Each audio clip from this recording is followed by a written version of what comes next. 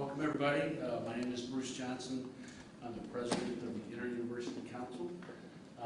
Welcome, Governor. Thank you for being here. I'd like to introduce our presidents: Jeff Bauer, Shawnee State; Greg Crawford, Miami; Todd Diakins from Kent State; Susan Edwards from Wright State; Christina Johnson from Ohio State; John Lanchel from Neomed; Gary Miller from the University of Akron; Rodney Rogers from Bowling Green State University; Hugh Sherman from Ohio University; and Jack Thomas from Central State University. So I want to welcome everybody. This is the IUC's press conference on hazing, and I would also like to welcome Sherry and Corey Foltz. You know the Foltz family story, and they'll be talking to you a little bit later in the press conference. At this time, I'd like to recognize Rodney Rogers, President, Bowling Green State University. Thank you, Bruce. On behalf of Bowling Green State University, we certainly are pleased to play a role in presenting these anti-hazing principles today.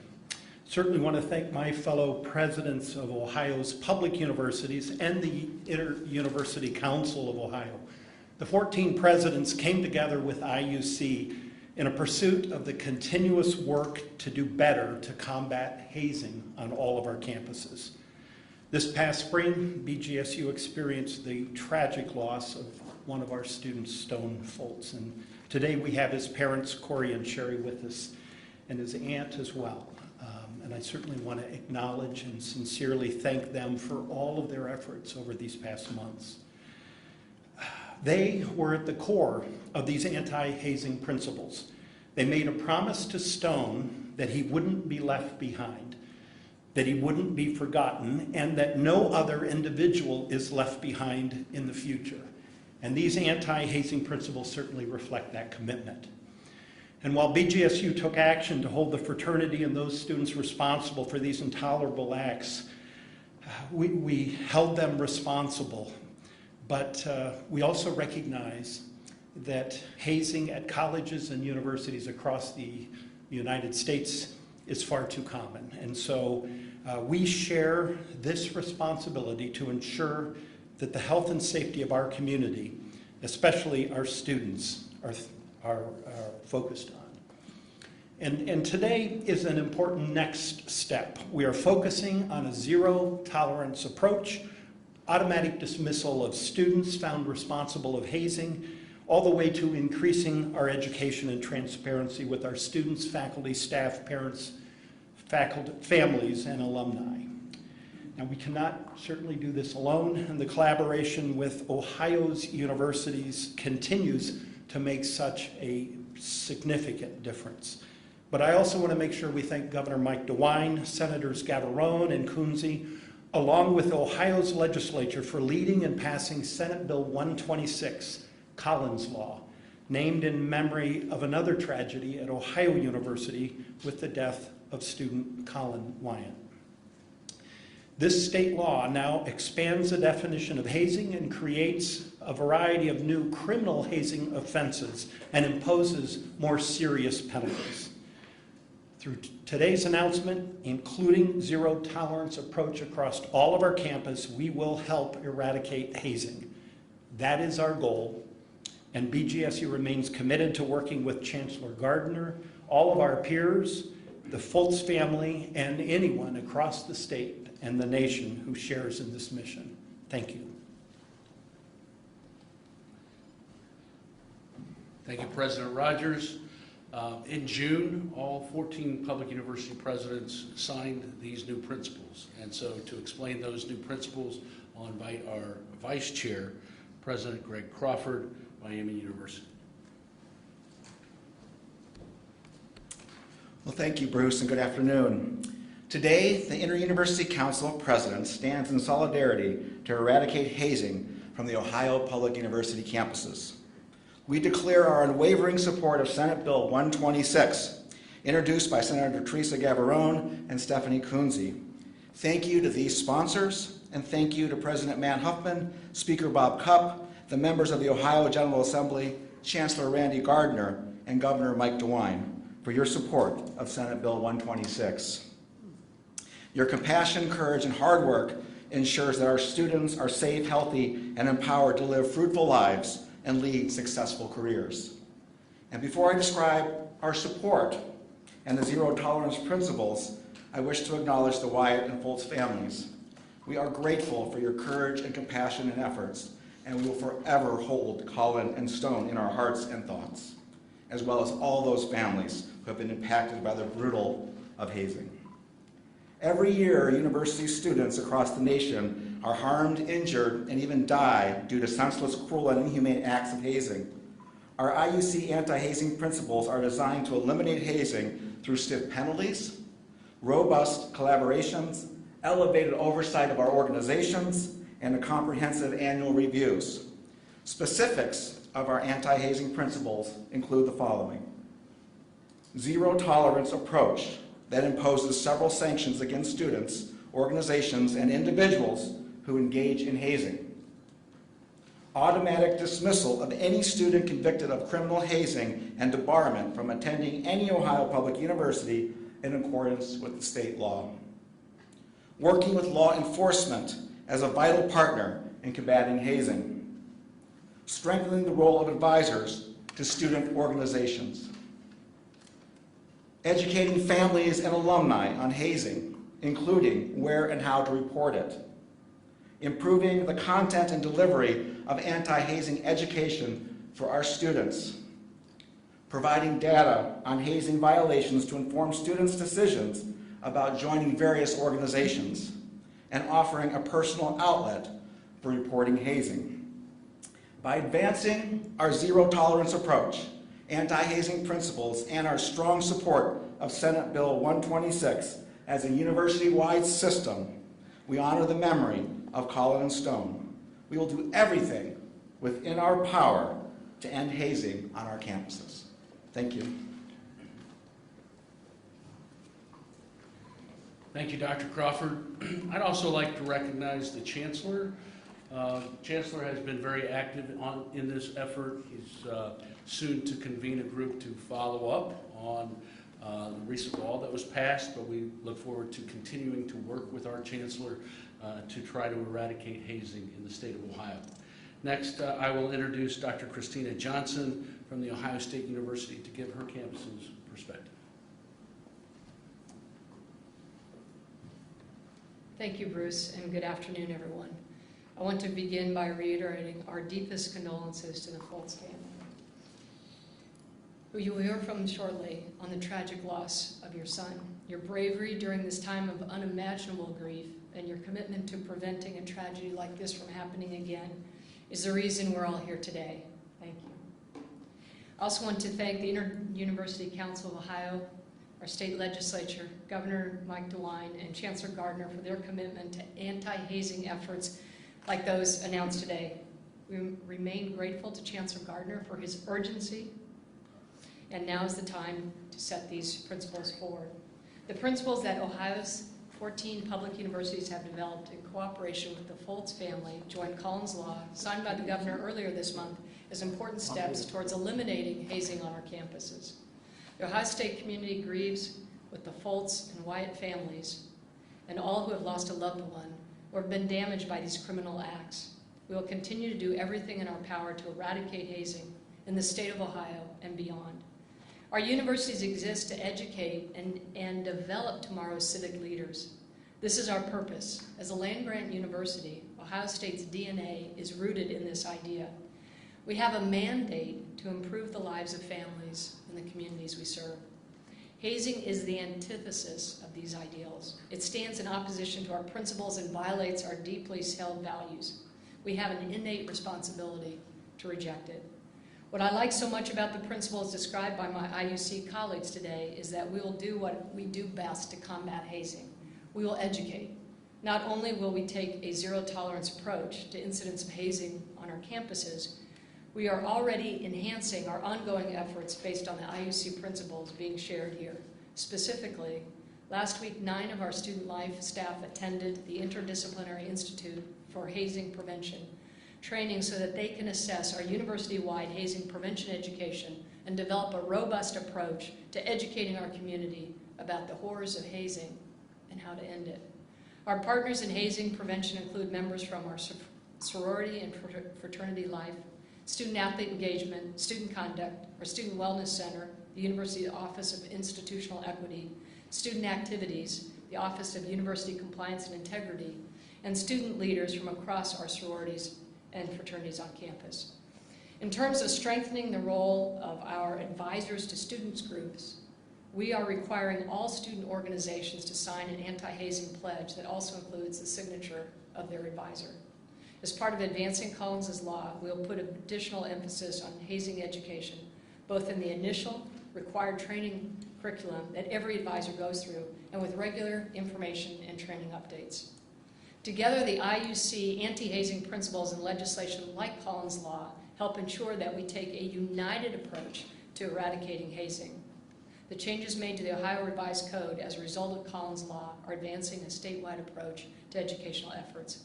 Planning is underway right now for involvement in National Hazing Prevention Week in September, with programmatic outreach key to providing education for our students, staff, and advisors early in the fall semester. Also, we're augmenting our communications about unrecognized or underground organizations, utilizing notifications on student iPads, Facebook, live Zoom sessions for families, and multi-channel promotion of the benefits of membership in recognized student organizations. In closing, as Chancellor Gardner said, and I quote, "We can't wait any longer to address this issue head-on and in close collaboration." That is why we're here today, and that is why we as university presidents came together to develop the IUC anti-hazing principles. The safety and well-being of our students and their families is fundamental to our mission as educators and citizens, and together, as Ohioans, we can and will do more.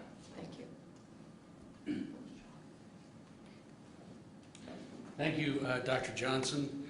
Governor, it's been a great partnership. We very much enjoyed your support for the legislation. I know Collins' family very much appreciated your support.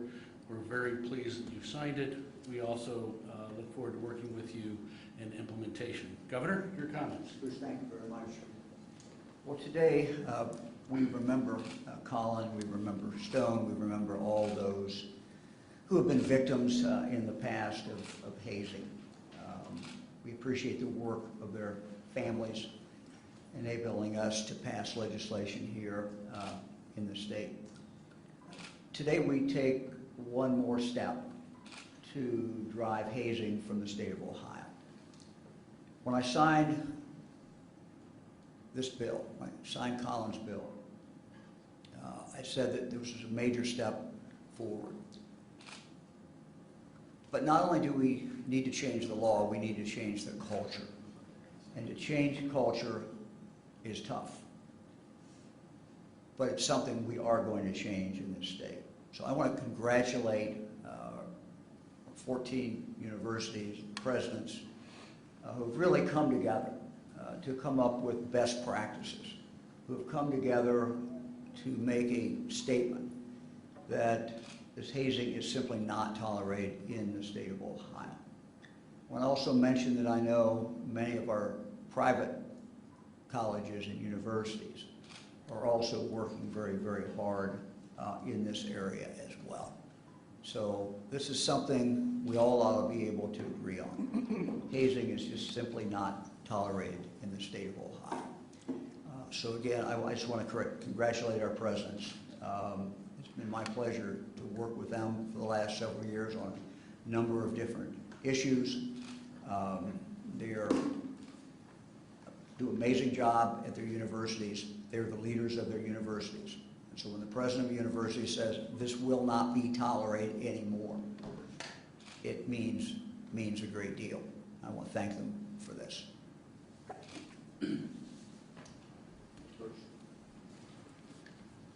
Thank you, Governor. We really appreciate those comments. I do want to invite Sherry and Corey Fultz to come forward and give their perspective. Let me just say this idea of zero tolerance started with the Fultz family, and I want to thank them for that. Come forward. Thank you.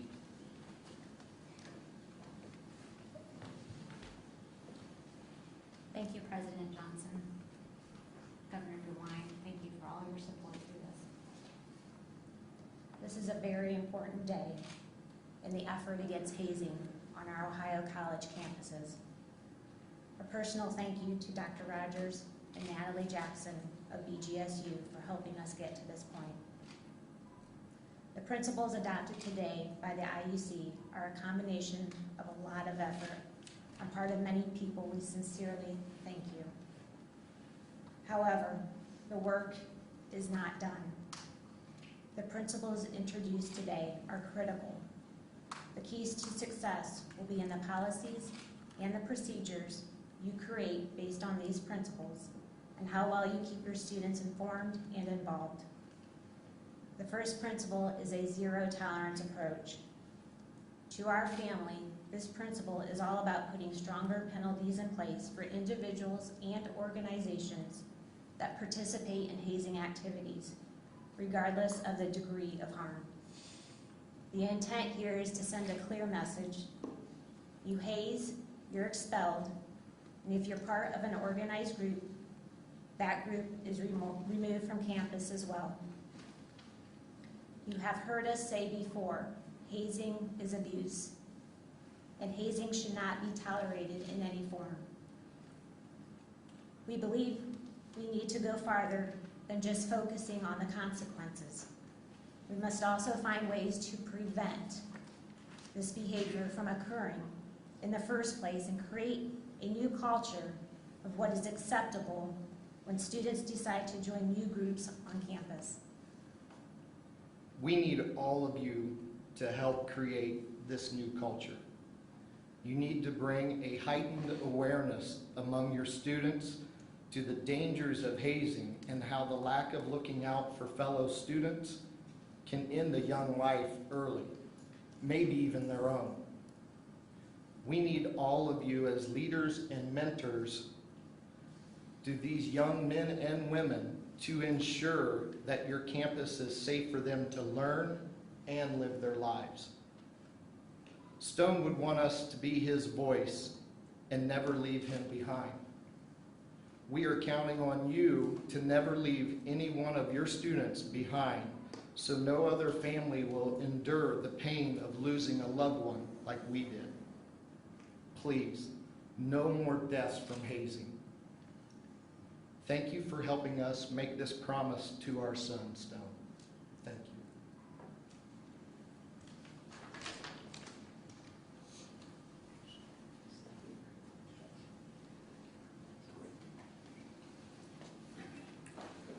you. Okay, thank you to the Foltz family. We'll take any questions that you might have. You can ask direct your questions to anybody you'd like to. President Crawford, I think you used the word convicted when you were talking about automatic dismissal. Does it take a criminal conviction in order for that to happen? Well, currently, right now, Can you go to the mic, please? Thank you. Currently, what we have right now is if hazing can be an act of violence. And so when it is an act of violence under the 1219, which we call it, refer to it as, then those students actually can no longer come back to school and they're debarred from coming to other Ohio universities. And so we'll support that as well as we move forward with that if there's going to be a change in any of the Ohio Revised Code as a university president. So there could be a dismissal for less than a criminal conviction? I believe so, yes. Yes, yeah.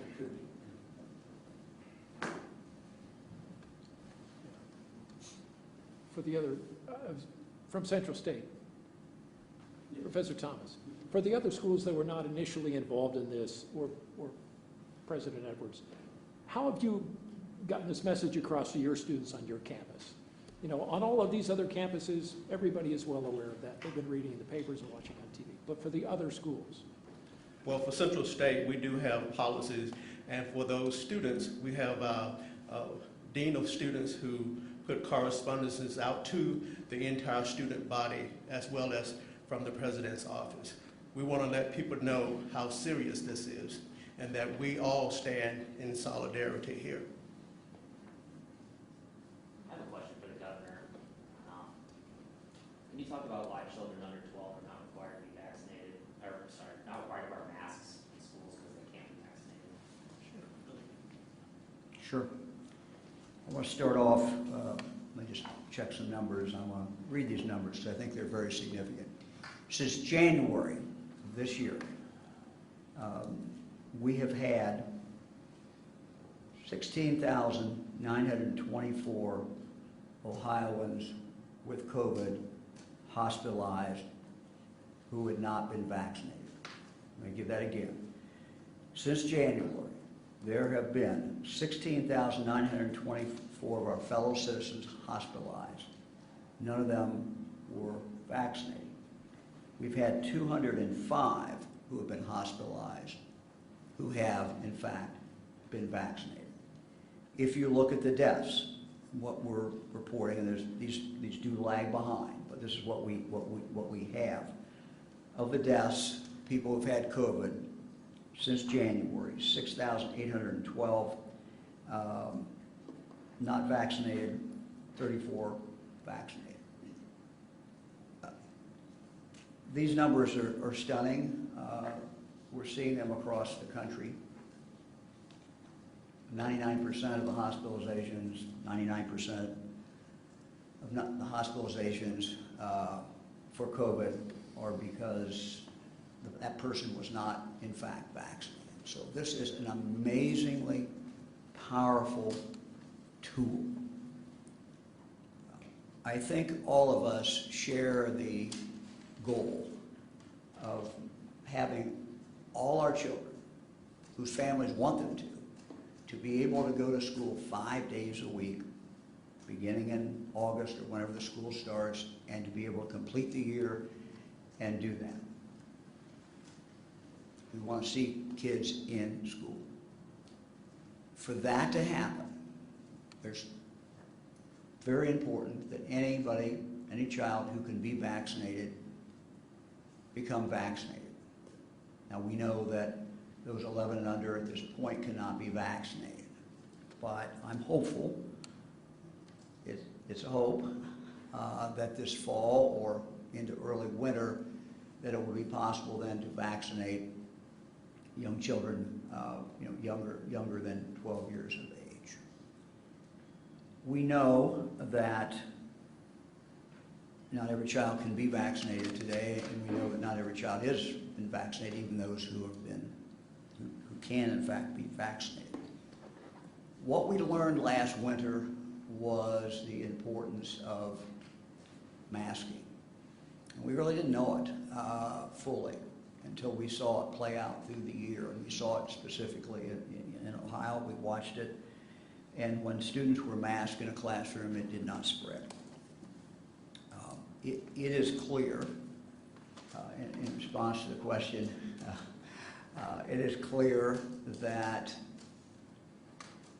we will need to let this decision be made by the parents, and this decision be made by the schools. We have, throughout our history, been a very local government state, a very local school state. But as governor of the state, I have the obligation to share the best data that we have.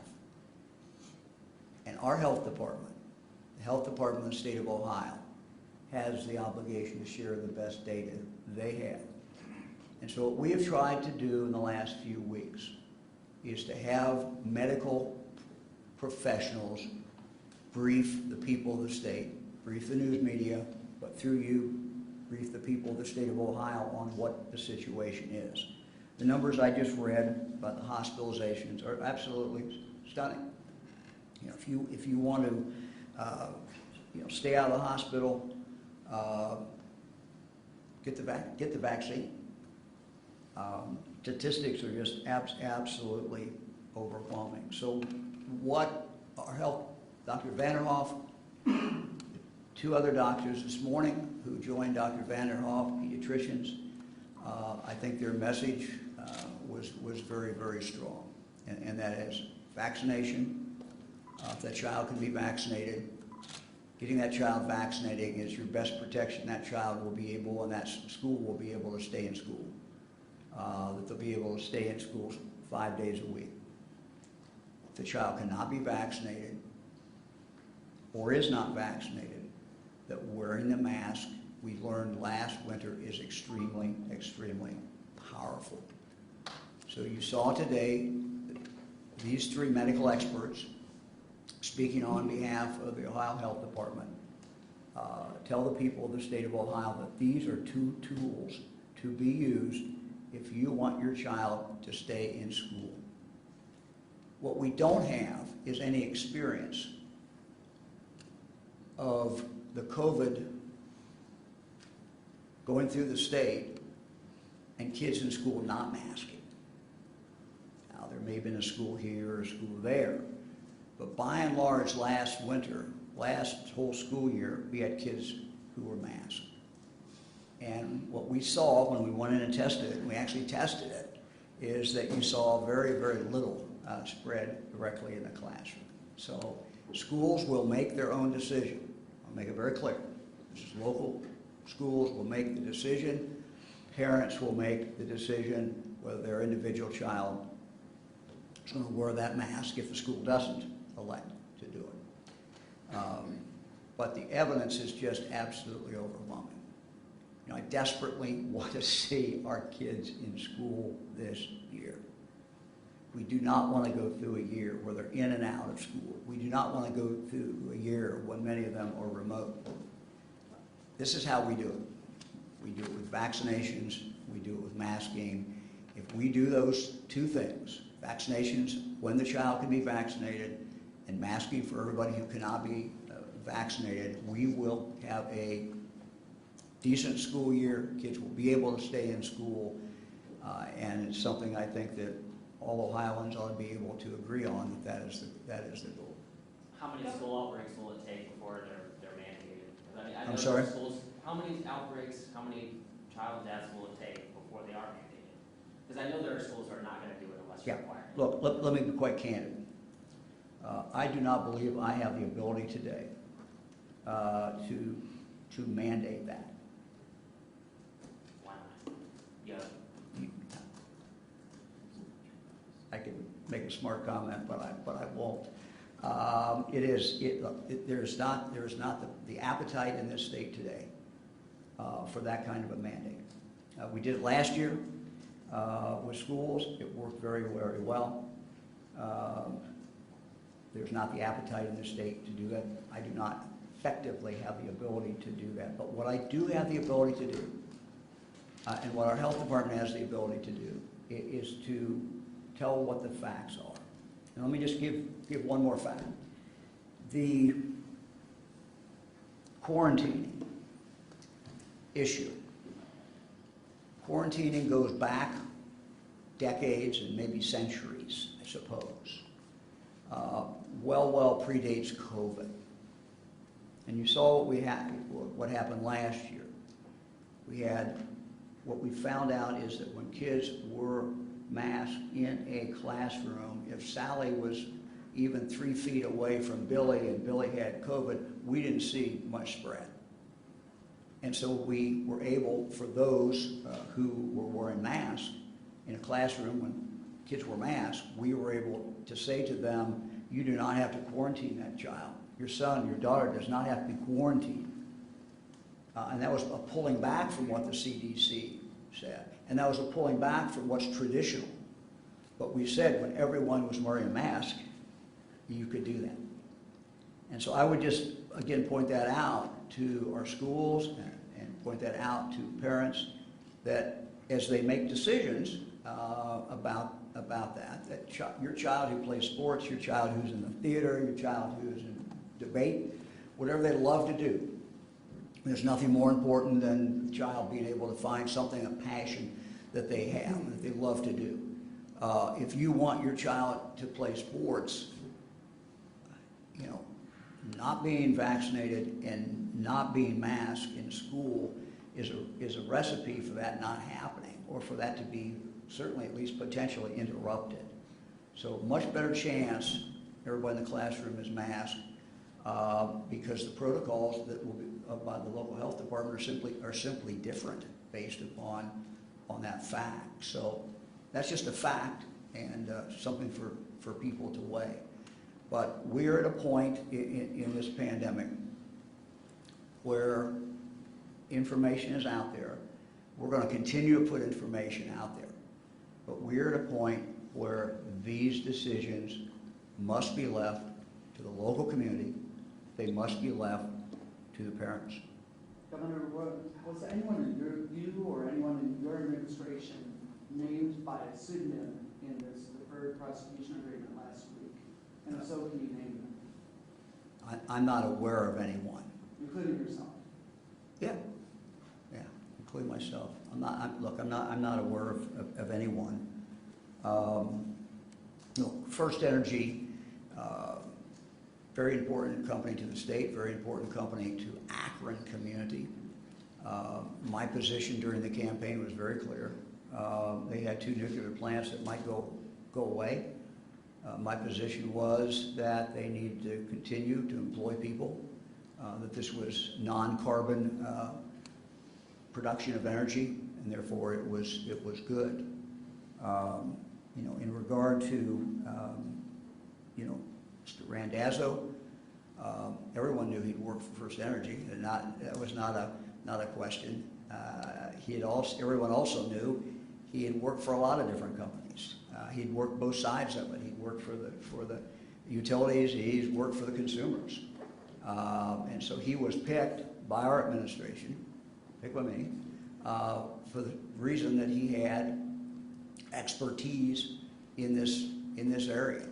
I mean, he'd been on both sides of it, understood the issues. So that is why he was picked. Governor, did you actually read the deferred prosecution agreement thoroughly? Sound like my 7th grade teacher. I will tell you, I did not go back and read it twice. I read it quickly. So I'm not going to tell you I studied it. I'm not going to tell you I'm an expert. So. Because there's a reference to state official 1 and state official 2 that there's a probability that maybe that's you and maybe that's John Houston. So you answered Jeremy's question that you don't think there's anybody in your administration that's named by the pseudonyms, but you only read the agreement quickly, correct? That's correct. I only read it quickly, but I did focus on, since you had called my office and asked questions about those 2 individuals, and that was the very question you asked, I did go back and I certainly did look at those sections. So it's not you. State official 1 is not you. I would not recognize me from that. No, I would not. No. When did you learn that First Energy had paid Sam Randazzo $4.3 million?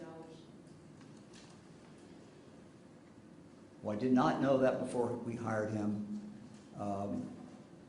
I did not know that until, and I'd have to check the date, but I think it was around October of 2020.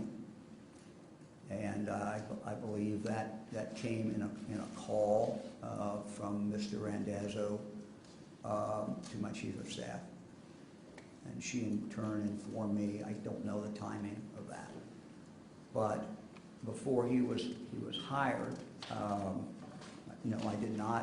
certainly did not know. Now, did I know that Sam Randazzo worked for First Energy? Of course.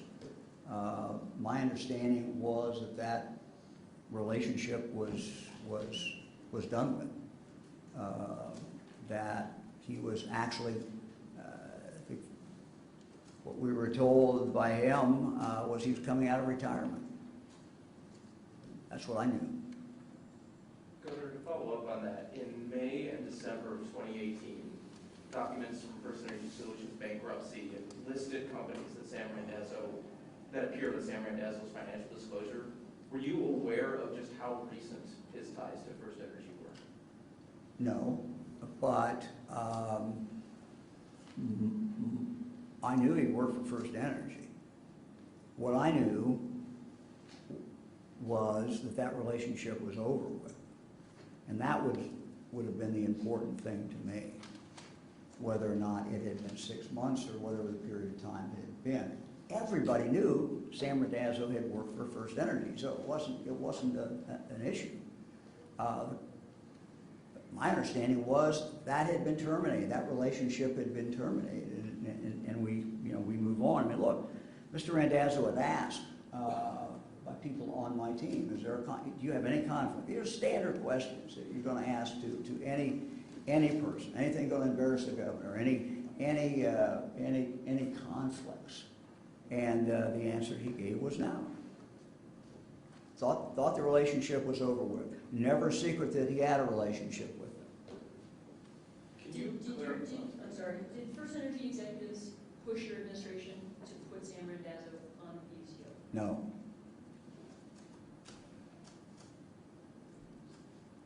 Can you? No, no. Didn't push me, no. Did they push John Houston? I'm not aware of it, them pushing anybody. I'm not aware of that, no. Can you clarify, when you say that everybody knew Sam Randazzo worked for First Energy, in your head, I mean, what time frame are you talking about? What capacity of work are you talking about? When you say everybody, who are you talking about? People like you, I mean, people in the press corps, people around Capitol Square. I mean, Sam Randazzo is not some guy hiding under a bush. I mean, everybody knew Sam Randazzo here's what they knew. He was a subject matter expert, knows the issue very, very well, and he had worked both sides. He had worked for consumers. He had worked for First Energy. That's what was known. Everybody knew that. I mean, it's not like, look, there were people who were opposed to him, and you know, they were sending around all kinds of information, which we looked at, questioned him about, and none of that. But that was all public information. All right, when you say they were sending around all kinds of information trying to block his appointment, are you talking about the dossier that was handed to Laurel Dawson? Well, I don't know if it's a dossier. I saw some papers that I know were left in our office. Yeah, I saw them at the time, some papers. Governor, your office announced it's going to donate those First Energy donations to your campaign, to Boys and Girls Club. Yes. Do you know how much money that is, and does that include money donated by First Energy executives and their families? Yes. It'll include, here's what it will include, and I think the check has been written, and we probably, when we walk out of here, can get you the total number. It's over $100,000. It includes a PAC money. It would include any executives. Do you know how far back that goes? It would go back to the only campaigns that are still in existence, which is DeWine Houston for Ohio, and it would have gone back. It would have gone back DeWine for Ohio before that, before John and I came together. So, you know, in that cycle, it would have included anything in that cycle as far as that entity. Is there any money that went to securing Ohio's future and protecting Ohio that's going to also be donated? No, I mean, look, no. I have a question for Mr. Johnson. You want to give me a break here? Who did you direct it to? Oh, Mr. Johnson, the president CEO of the IUC. Oh, that's me. Oh, okay. Sorry. I know you had walked up at one time. Okay. Thank you for having this briefing today. I wanted to ask, we mentioned culture a lot today, changing the culture, and especially within university students. How do you guys go about doing that? Because right now, telling on someone who is hazing isn't the cool thing to do. So how are you guys going about changing that culture? Thanks for the question. I'll just reflect on what Dr. Johnson said earlier. First, culture change is always hard. And two, we're professional educators. And so we believe in the human spirit and their ability to see the greater good, the better good of people. And so I think as they learn that incidental hazing is not acceptable, serious hazing is not acceptable, will get you expelled from the university and put in prison, that hopefully will begin a new discussion. But it is a culture change. It's not cute to treat people differently. It's not funny to have people drink too much alcohol. And that requires a significant investment of time, energy, and resources, and these presidents are absolutely committed to it. When you say education, do you mean taking classes? Do you mean holding, Yeah, it's more along the lines, and I'll let any president speak up if they have a different perspective, but it's more along the line of training. We do a lot of training with individualized sessions as opposed to an entire class experience that would be 3 hours a week for 15 weeks or something. And reporting hazing, are there going to be any incentives for kids and students to speak up if they're in a situation like this, to actually let you guys know what's going on? Yeah, we haven't discussed the incentives part of it, and like immunity from charges or I've anything had like discussions with a number of student affairs vice presidents. They're getting very creative about how to bring peer pressure to bear on the hazing issue. I haven't heard them talk specifically about financial incentive or something of that nature. And the principals themselves tell us what makes these permanent or gives them power, what makes these more than just guidelines that we're seeing up in front One of of the principles is asking for a change in state law, and that's principle number 2, but the rest of them are these university presidents coming together with an absolute commitment to see a difference be made. And so they're standing here as a united group and talking very seriously about making a culture change on university campuses. Could we see these being put into university charters or codes to make these more permanent? Yes, under the law, every university will have a new policy, and the chancellor is charged with providing guidance and standards, and so we will be working with his office to make sure that those ideas are implemented on our campuses. Question for Dr. Johnson. You're dealing with such a large university. How do you go about changing the culture when you're dealing with that many students and that many off-campus students? And then also, we talk about these 2 high-profile cases. Neither were at Ohio State, but you have to imagine that this is happening on your campus as well. Do you worry that the next case could be an Ohio State student? So a couple things. Thank you very much for the question. My background is both in the academy and also in industry. And so when I ran a hydropower company, if you don't put safety first, people get injured. And I think we all have learned what's happened over the last year with COVID and what we can do to educate around keeping yourselves. And we had Buckeyes Together. We are going to expand and say that together as Buckeyes towards safety for the entire campus, including hazing. So that's the first thing. Second thing is, last year with COVID, we issued 57 emails. We had town hall meetings every month that drew thousands of people. So I think the things that we learned from that, we will apply, and got a great team and a fabulous senior vice president for student life and Melissa Shivers. So we'll be working very closely together to take all those learnings and apply them towards anti-hazing. Thank you.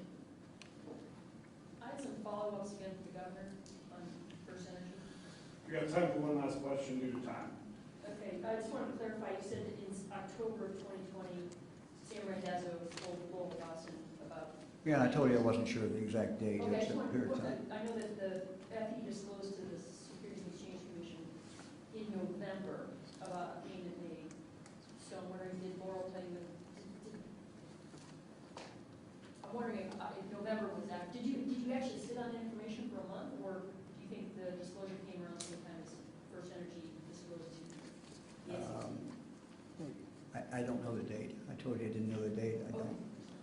I don't know the date. I mean, the operable point was that, before he was hired, we did not know that.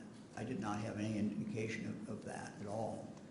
Well, all I knew was he done work for First Energy, and that was over with, and that he answered the questions that there was he had no conflict. So that's it. But also on December 18, 2018, you had dinner at the Athletic Club with Chuck Jones and Mike Dowling. What did you discuss? Did you discuss the appointment of Randazzo? No. It was. What is the date? December 18, 2018. I would have to go back and look at the calendar, but I don't have a specific recollection. If you say that we met on that date, I'm sure we did. But look, this is a major employer in the state of Ohio. I have meetings with people who are CEOs all the time. This is a major industry, major company, but I don't have a specific recollection, but it would have been a more general conversation. If it was December 2018, that is after the election, so it would have been, you know, looking to the future of Ohio, but I don't have any specific recollection. Governor, in 2019, under Sam Randazzo's PUCO, the PUCO waived a requirement that First Energy conduct a rate review. Did it set up any red flags if you knew that Sam Randazzo had a financial relationship, at least some point in the past, with First Energy, that he is now conducting an administrative decision of great benefit to First Energy, this company that he had a relationship with?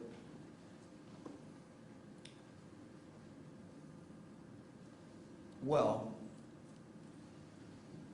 our understanding was, you say financial relationship, I would describe that as he worked for them. He did work for them, he was paid for that. We knew that, everybody knew that, so there's no new information that's available at that point. So, you know, no new information as far as I was concerned. All right, thank you all. Thank you all very much. I want to thank the governor, and I'd like to thank the Foltz family specifically for your help today. And that'll conclude our press conference. Thank you.